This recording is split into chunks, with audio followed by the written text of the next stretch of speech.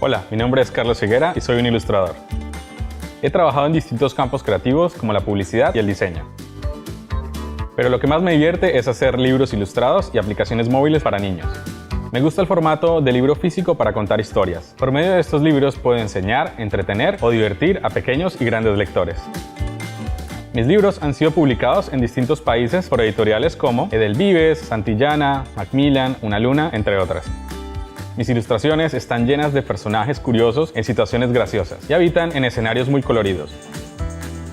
Soy muy amigo de los vectores y fanático del control Z. Esa posibilidad de hacer y deshacer es algo que necesito al momento de trabajar. Aunque de vez en cuando me gusta jugar y experimentar con algunas técnicas como el collage y también las texturas.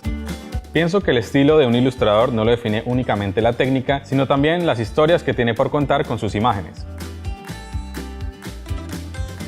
En este curso de doméstica les enseñaré de manera sencilla y divertida el proceso para hacer un libro ABC. Estos libros son generalmente editados en cartón y están dirigidos a niños de 0 a 3 años. Les daré algunos consejos para buscar ideas y encontrar una manera personal de ilustrar e incentivar la creatividad.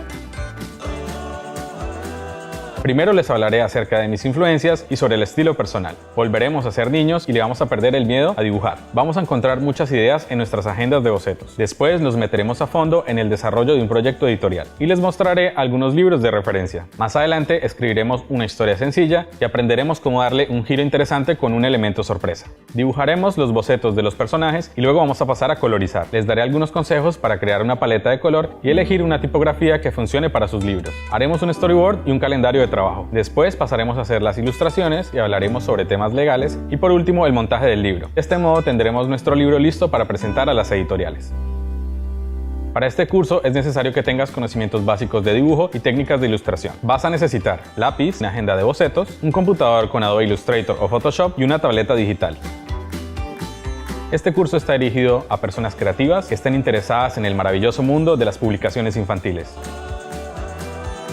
Pero sobre todo para aquellos que quieran contar historias sencillas y divertidas para niños a través de la ilustración.